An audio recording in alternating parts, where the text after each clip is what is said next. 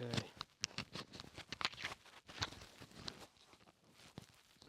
A few people have asked me to go through some of my hikes and give a bit of background information about them.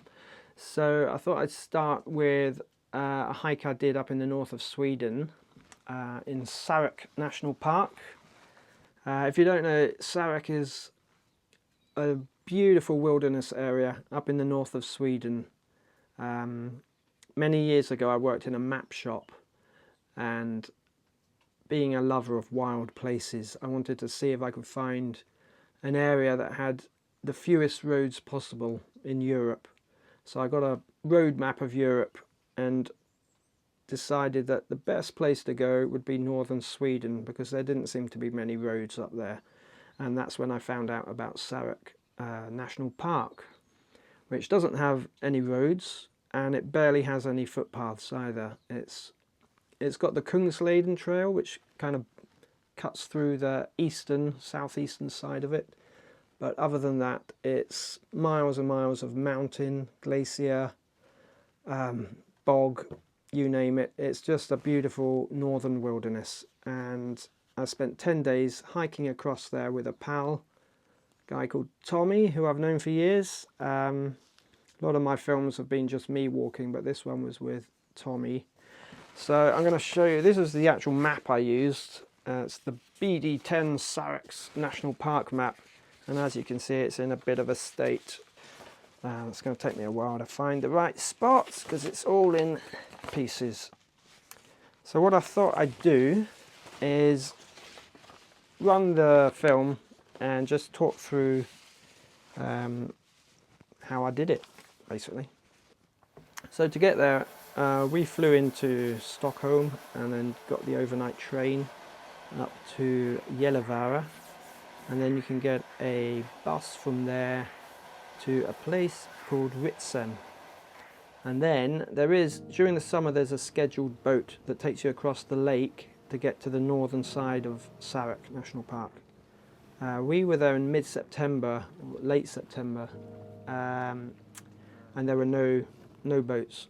So we had to ask around in this tiny little village in the middle of nowhere if anyone had a boat and was willing to take us across. We eventually found a guy who took us across there. And you get over here, in this little bay here, and then hook up with the Padjelanta trail. And when you get over there, with it being late September, most of the hikers have gone home. All the huts on the Padjelanta trail, which goes around the north of Sarek, are closed, so there aren't many people around, and you get this tremendous sense of isolation when you get dropped off there and wave goodbye to the boatman. Yeah, we were told that the flies would probably have stopped by the time we got there, but the first couple of days were quite warm and sunny, and as you can see there, they hadn't stopped. There were a lot of flies. But if you kept moving, it was okay. So the first bit was just trackless. We were just relying on the map and a compass just to find our way to the trail. And then we got to the trail. This is the Padjelanta, which goes around the top of Sarek.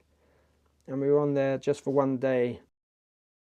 And then we had to strike off the path, head down Ruohtesvagge, this large valley which cuts through the mountains. This little shelter is an old Sami shelter. This whole area, well, it's part of Lapland, Laponia, and reindeer husbandry is a big thing there. All the reindeer you see are kind of owned by the Sami who live up there, although they roam wild, so they're kind of semi-wild, semi-domesticated, if you like. But they round them up every year, and you know, they sell the meat and the furs and things. It's been going on for centuries, this traditional lifestyle, and this is one of the old shelters which we found no longer in use, but quite an atmospheric place. So we just camped every night, no huts. Really wonderful just to be out there with just everything you need on your back.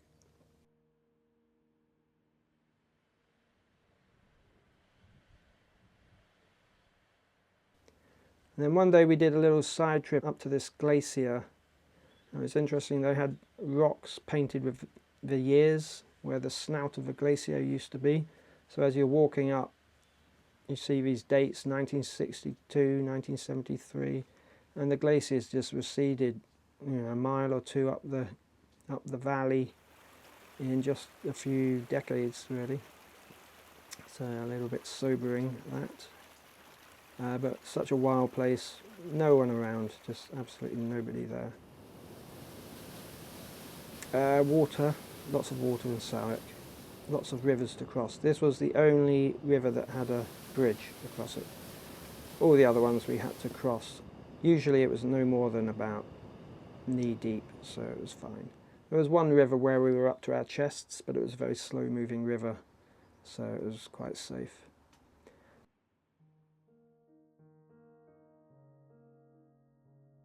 It rained pretty much the rest of the trip. It was 10, I can't remember now if it was 10 or 11 days, and it was just raining the whole time, or overcast. This is the view from Skierfe, the iconic mountain in the north of Sweden. I think most people in Sweden know this mountain. It's just off the Kungsleden, which is the trail that goes to the east of Sarek.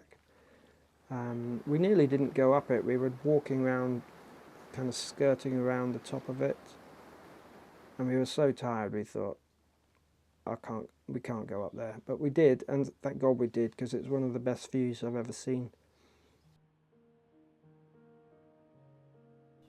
When you get to the lake down by Aktse, there's a rowing boat. They have this system where there are 3 rowing boats. If you get to the shore and there are 2 rowing boats, you can take one across and leave it on the other side where there will be another rowing boat. But if there's only 1 rowing boat when you get to the shore, you have to take that across and then come back towing the other one, so that there's always 1 rowing boat on the shore, if that makes sense. So we got there and there was only 1 rowing boat, so we had to take that boat across, come back with another boat, leave that boat on the shore, and then go back across. And it's quite a long crossing. I think it's 2 or 3 kilometers across. Anyway, it was beautiful. As you get down towards Kvikkjokk, which is at the end of the walk, you get to this beautiful river, absolutely amazing, thundering rapids, and you start going down into the thicker forest. You are allowed to light fires. You have to be very careful you don't set fire to the vegetation, so we only did it when it was very damp. I wouldn't recommend lighting a fire when the vegetation's really dry. To top it off, we had a beautiful aurora. We actually had a great one at the start of the trip as well, and then towards the end. Sadly, the rest of the time it was just too cloudy. When you get to Kvikkjokk, there is a hostel there, which I think it was due to close the day after we got there, so we were lucky. We got the last night.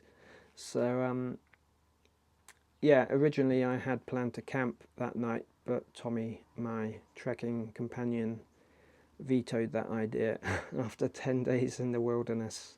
Tommy insisted that we push on because he really wanted a hot meal. Yeah, it was the last night of the hostel. They were closing the next day. So we got a nice hot meal and a beer, and it was a nice end to the trip. And then the next morning, you have to get up very early because the bus left about 5:30 in the morning. The only bus of the day, I think it was. And it's about 2.5 hours back to, was it Jokkmokk or Lajtavrre? Anyway, you head back to the town, get another bus to the train station, and then you're way back down to Stockholm. So, yeah, I've been up there again since a few times, and I know I'll be going back again. It's probably my favourite area for hiking. It's just proper wilderness up there. Not like you get in Scotland where the hills are all chewed to pieces by the deer and the sheep. It's a real beautiful place. Highly recommend it. I'll just quickly show you the route we took. put a little word here that says Ritsem. Ritsem is on the other side of this long lake here. So you get the bus to there, and yeah, we had to ask around, find someone who had a boat, because the scheduled boat had finished for the season in late September. And we managed to find someone who took us across the lake to this little bay here, just below Akkajaure. Again, apologies for my pronunciation, I'm not sure if I'm saying that right. So then you cut across through here, it's not very far, to this path. This is the Lajtavrre, which goes around the kind of western side of Sarek.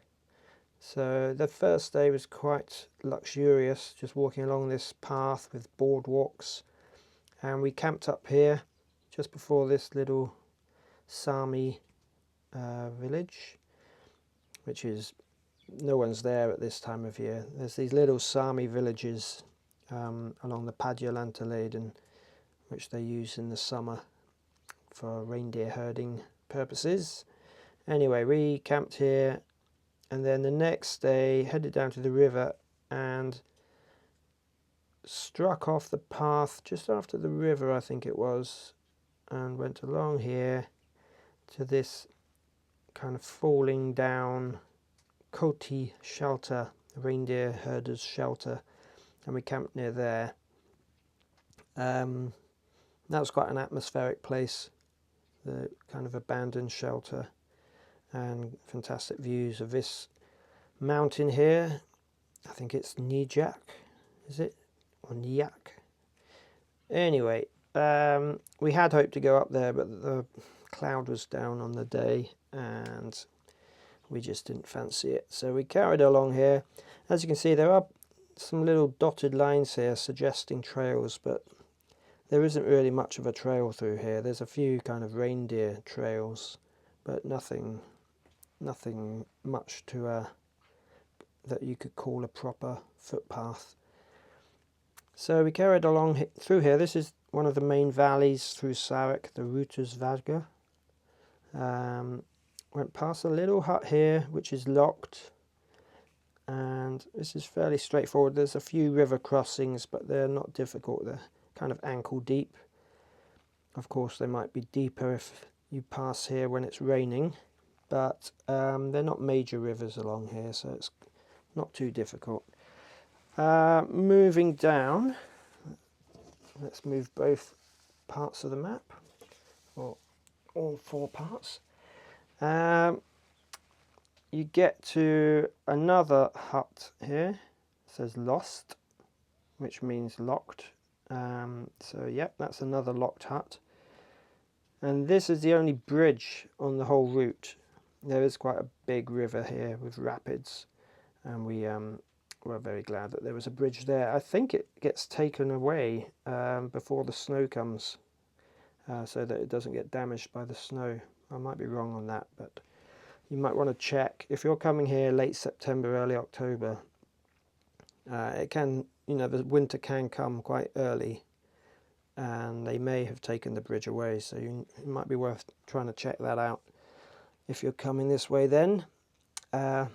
We camped there and had a fantastic sunset actually that night. And then you head across here. This was quite a short day. We got to here, I think it was pouring with rain, so we decided to just have a short day. There's a kind of old fallen down building here with a funny little toilet building, but you can't really use that toilet, I'm afraid.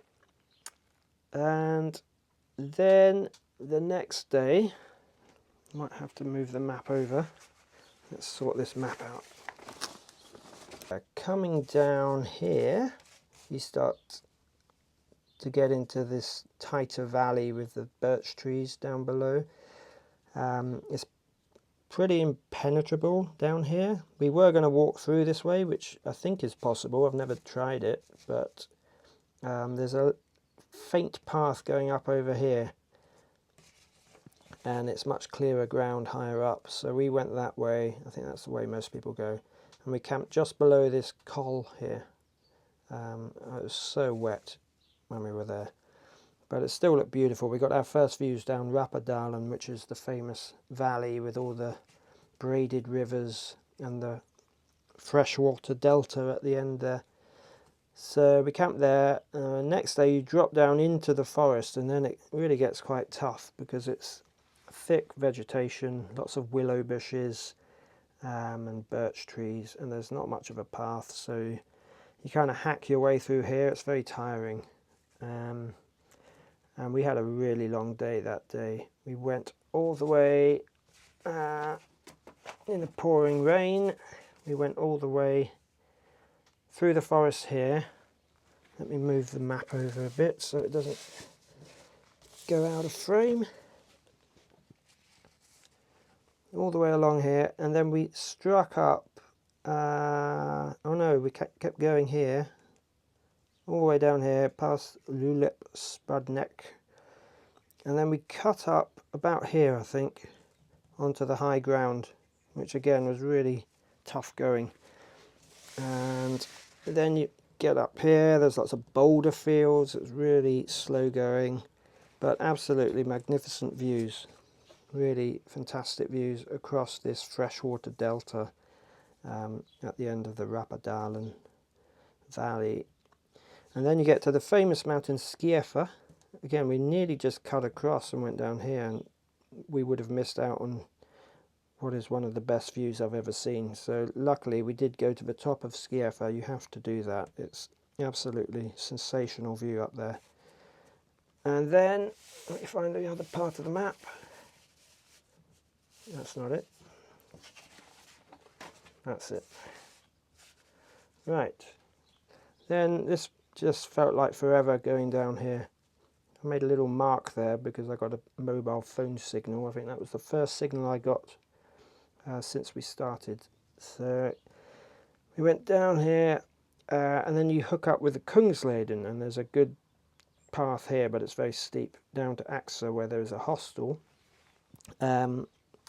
It's closed. It was closed when we got there, late September, but they do leave a room open for you. So that was, we were so happy. We were so happy after all those nights in the tent in the rain to have a room with a fire. Fantastic. And then you cross this lake. There's a rowing boats on each side, so you can cross, but you must leave one rowing boat on each shore. So if there's only one rowing boat, you have to take it across, bring another one back with you, and leave that one there, and then go back across in the original one. So we got over here, and then we hiked all the way to Kvikkjokk. I don't think we stopped for the night anywhere. Let me just move the map again.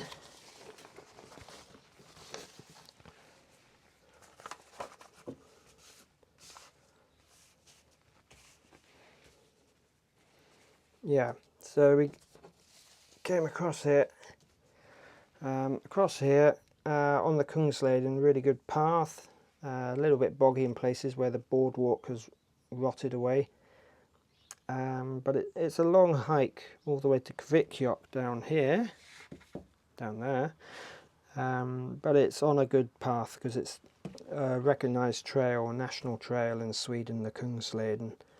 So from there to there, I can't remember how long that took, but it must be 20-25 kilometres, something like that. And you're going through this beautiful forest. It's very different to what came before. Lots of spruce forest. And we saw black-throated divers here at Portastugun. There's a hut there. Again, you can stay there. Although we just cracked on. I think I'm right in saying that I had planned to stay there and then go to Kvikkjokk the next day, but my hiking pal Tommy said no. he had had enough of nights out in the wilderness, so we carried on all the way to Kvikkjokk. And to be fair, it was quite nice to have a hot meal there and a beer. And yeah, it was the last night of the hostel. They were closing for the season the next day, so that was good that we got there. And then we got the bus out the next morning, 5:30 in the morning. back to what some people call civilization. So, fantastic trip. I've since been over to the west side of Sarek in Lajtavrre National Park, done a hike there. You can watch a video on that. And Akkajaure National Park over in Norway, which adjoins it. This whole area is just vast wilderness. Yeah, I highly recommend it. It's wonderful, but you do need to know what you're doing. It's you need to have a bit of experience hiking in remote places, and yeah, if something goes wrong out there, you're kind of on your own. So planning is important. Okay, see you in the next one.